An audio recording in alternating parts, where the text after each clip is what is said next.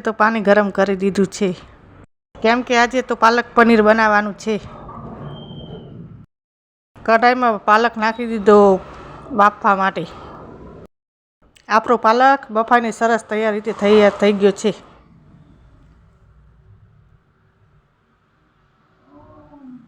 મિક્સરમાં ડુંગળી ક્રશ કરી લઈએ. આપણી ડુંગળી ક્રશ થઈ ગઈ છે સરસ રીતે.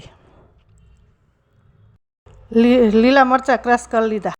મરચાં અને ડુંગળી ક્રશ કરી લીધા સરસ રીતે.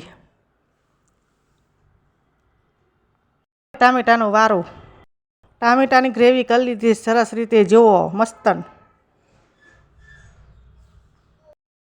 પાલકને બી ક્રશ કરી લીધું સરસ રીતે. જુઓ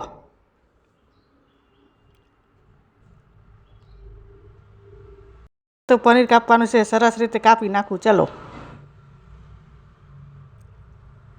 આપણે પનીરને શેકી દઈએ 2 પરીમાં સરસ રીતે.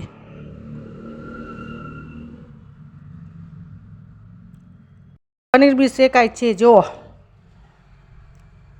હવે લાલ મરચાં શેકી દઈએ. હવે હિંગ નાખી દઈએ.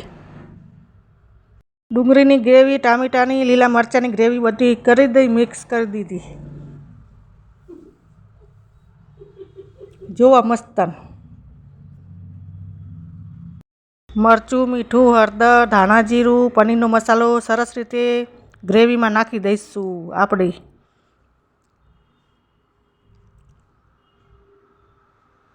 હવે મલાઈ નાખી દઈશું. તમે પણ નાખતા હોય તો કોમેન્ટમાં કહેજો.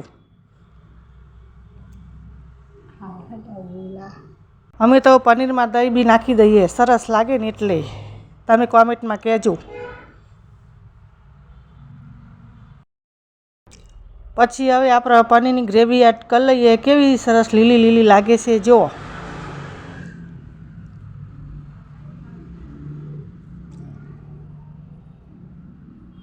હવે પનીરને તૈયાર થવા દઈશું શાંતિથી. પછી પનીર નાખી દઈશું ગ્રેવીમાં. પછી પનીરનો મસાલો એડ કરી દઈશું સરસ રીતે.